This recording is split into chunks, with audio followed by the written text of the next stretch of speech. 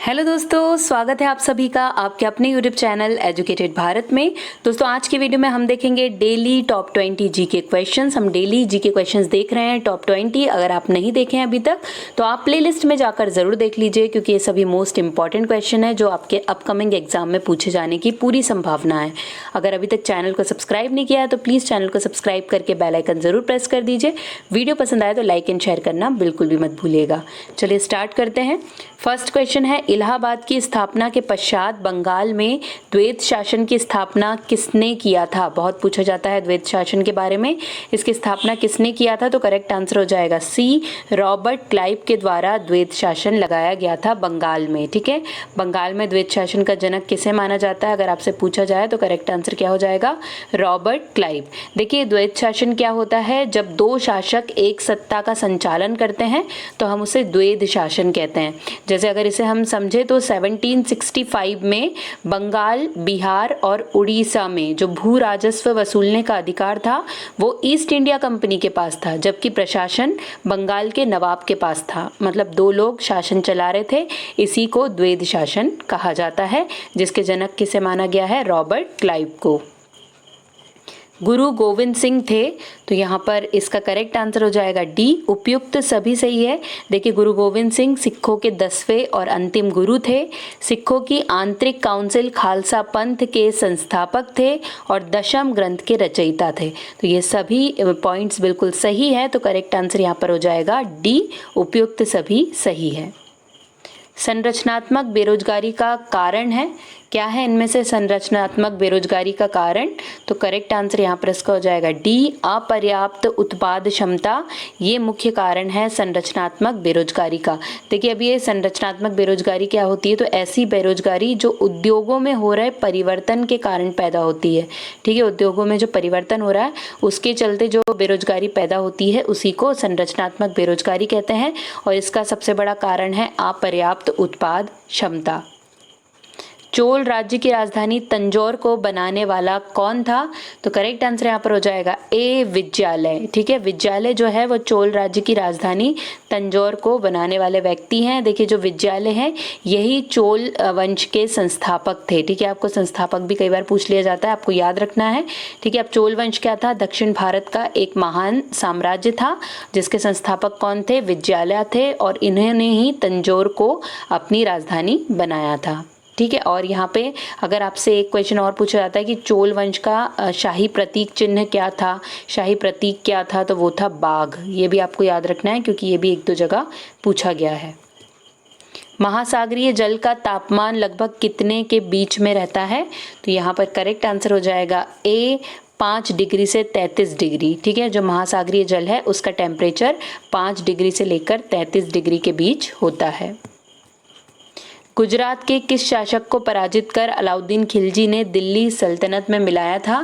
तो यहाँ पर इसका करेक्ट आंसर हो जाएगा बी, राजा कर्ण। देखिए गुजरात के जो राजा कर्ण थे उसे हराया था अलाउद्दीन खिलजी ने। कब हराया था? 1297 में, 1297 में, और हराने के बाद गुजरात को दिल्ली में मिला लिया था।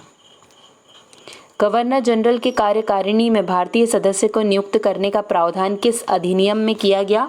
मोस्ट इंपॉर्टेंट क्वेश्चन है, कई बार पूछा गया। करेक्ट आंसर हो जाएगा बी, मार्ले मिंटो सुधार। जो 1909 में आया मार्ले मिंटो सुधार है, उसी में गवर्नर जनरल की कार्यकारिणी में भारतीय सदस्य को नियुक्त करने का प्रावधान किया गया था। ये कई बार एग्जाम में पूछा गया है, आपको याद रखना है।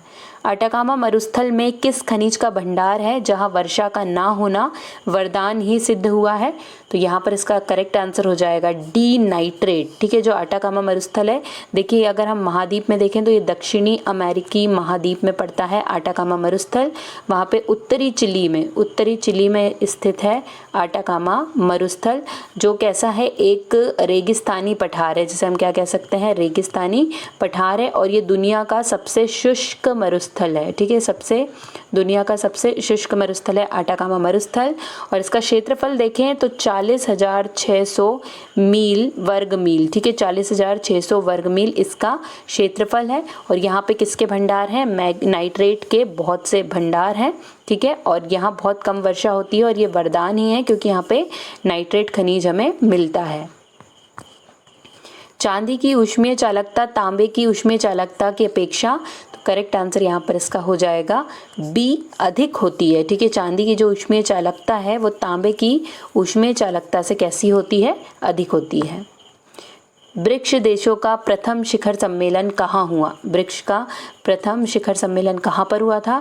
तो करेक्ट आंसर हो जाएगा सी, रूस, रशिया में सबसे पहले शिखर सम्मेलन हुआ था ब्रिक्स कंट्री का। देखिए जो ब्रिक्स देश हैं इसमें कौन कौन शामिल है, तो बी से होता है ब्राज़ील, आर से होता है रूस, आई से होता है इंडिया, सी से होता है चाइना और एस से होता है साउथ अफ्रीका। ये 5 कंट्री शामिल है ब्रिक्स में। तो ये आपको याद रखना है, जो ब्रिक्स कंट्री हैं इनका पहला शिखर सम्मेलन हुआ है रूस में। और कब हुआ ये, तो 16 जून 2009 को। ये भी याद रखना है, 16 जून 2009 को ये सम्मेलन हुआ था।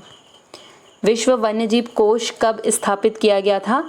करेक्ट आंसर यहाँ पर इसका हो जाएगा डी, 1961 में। 1961 में 29 अप्रैल 1961 को विश्व वन्यजीव कोष की स्थापना की गई थी। देखिए विश्व वन्यजीव कोष है क्या, तो ये एक अंतर्राष्ट्रीय गैर सरकारी संगठन है। इसका मुख्यालय कहाँ पर है, तो ग्लैंड, स्विट्जरलैंड में इसका मुख्यालय स्थित है। और ये जो कोष है इसको बनाने का मुख्य लक्ष्य क्या है, तो इसका लक्ष्य था वन्यजीव का संरक्षण करना और पर्यावरण पर मानवीय प्रभाव को घटाना। ये इसकी स्थापना का मुख्य लक्ष्य है। तो करेक्ट आंसर क्या हो जाएगा, 1961। किस शासक ने सिंचाई कर लगाया था? बहुत पूछा जाता है ये भी। तो करेक्ट आंसर यहाँ पर हो जाएगा इसका बी, फिरोज शाह तुगलक के द्वारा सिंचाई कर लगाया गया था। देखिए जो तुगलक वंश का शासक है फिरोज शाह तुगलक, उसने सिंचाई कर लगाया था और इसे किस नाम से जाना जाता था तब, हके शर्ब के नाम से। ठीक है, हके शर्ब, सिंचाई कर को कहा जाता था हके शर्ब। ये फिरोज शाह तुगलक के द्वारा लगाया गया था। देखिए इसमें क्या होता था, जो सिंचित भूमि की कुल उपज का 1/10वां भाग वसूला जाता था। ठीक है, सिंचित भूमि की कुल उपज का 1/10 भाग वसूल कर लिया जाता था सिंचाई कर के रूप में। तो मोस्ट इंपॉर्टेंट है, आपको याद रखना है। हमारे देश में किस मुद्रा को वैधानिक मान्यता प्राप्त है? तो यहाँ पर करेक्ट आंसर इसका हो जाएगा सी, पत्र मुद्रा को हमारे देश में वैधानिक मान्यता दी गई है। प्रख्यात सांस्कृतिक केंद्र भारत भवन स्थित है, कहाँ पर स्थित है? तो करेक्ट आंसर हो जाएगा बी, भोपाल में। ठीक है, जो भारत भवन है ये एक विविध कला सांस्कृतिक केंद्र और संग्रहालय है और ये कहाँ पर स्थित है? भोपाल में स्थित है। इसमें देखिए आर्ट गैलरी, ललित कला संग्रह, भारतीय कविताओं का पुस्तकालय आदि कई चीज़ें शामिल है। इस भवन के वास्तुकार कौन है, ये भी कई बार पूछ लिया जाता है। तो चार्ल्स कोरिया इस भवन के वास्तुकार हैं। मोस्ट इंपॉर्टेंट है ये। इस भवन की स्थापना कब हुई है? तो 1982 में, 1982 में इसकी स्थापना की गई थी। संविधान के किस अनुच्छेद के प्रावधानों के अंतर्गत भारत सरकार द्वारा भारत रत्न, पद्म विभूषण आदि अलंकरण प्रदान किए जाते हैं? तो यहाँ पर करेक्ट आंसर हो जाएगा बी, आर्टिकल 18। देखिए जो हमारे संविधान का आर्टिकल 18 है उसमें ये प्रावधान किया गया है कि भारत सरकार द्वारा समय समय पर भारत रत्न, पद्म विभूषण आदि अलंकरण प्रदान किए जा सकते हैं। लोकसभा का उम्मीदवार होने के लिए अल्पतम उम्र क्या है? तो करेक्ट आंसर हो जाएगा यहाँ पर इसका ए, 25 वर्ष। ठीक है, लोकसभा में शामिल होने के लिए जो मिनिमम एज रखी गई है वो कितनी रखी गई है? 25 वर्ष रखी गई है। मुस्लिम लीग ने पृथक निर्वाचन मंडल की मांग किस अधिवेशन में की थी? तो करेक्ट आंसर यहाँ पर हो जाएगा डी, अमृतसर अधिवेशन। देखिए मुस्लिम लीग का अमृतसर अधिवेशन हुआ था 1908 में और इसी में मुस्लिम लीग ने पृथक निर्वाचन मंडल की मांग की थी। गवर्नर जनरल की कार्यकारिणी में नियुक्त होने वाले प्रथम भारतीय कौन थे? तो करेक्ट आंसर यहाँ पर हो जाएगा ए, सत्येंद्र नाथ सिन्हा। ठीक है, सत्येंद्र नाथ सिन्हा बंगाल के एडवोकेट जनरल थे। ठीक है, बंगाल के एडवोकेट जनरल, और ये वो पहले व्यक्ति थे जो गवर्नर जनरल की कार्यकारिणी में नियुक्त हुए थे, नियुक्त होने वाले पहले भारतीय। इसलिए मोस्ट इंपॉर्टेंट है ये क्वेश्चन, कई बार पूछा गया है। स्वच्छ भारत अभियान कब आरंभ हुआ?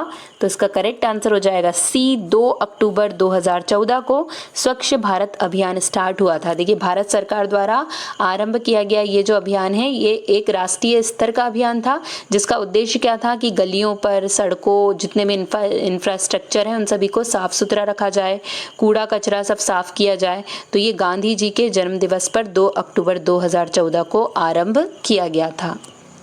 अब बारी है लास्ट क्वेश्चन की। संवेग परिवर्तन की दर किसके बराबर होती है? तो यहाँ पर करेक्ट आंसर हो जाएगा डी, बल के। ठीक है, संवेग परिवर्तन की दर बल के किसके बराबर होती है? तो बल के बराबर होती है। ये हमने कहाँ पढ़ा है? ये हमने पढ़ा है न्यूटन के गति के दूसरे नियम में। ठीक है, न्यूटन के गति के दूसरे नियम के अनुसार संवेग में परिवर्तन की जो दर होती है वो बल के बराबर होती है। इसलिए हम पढ़ते हैं F equal to M A, force equal to mass into velocity. ठीक है, F equal to M B, हम इसे याद रखते हैं। मोस्ट इंपॉर्टेंट है, आपको याद रखना है कि जो संवेग परिवर्तन की दर है वो बल के बराबर होती है।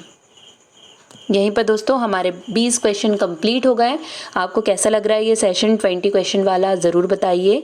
आज के लिए बस इतना ही। अब आपसे मुलाकात होगी एक नए वीडियो के साथ। तब तक के लिए पढ़ते रहिए, आगे बढ़ते रहिए। जय हिंद, जय भारत।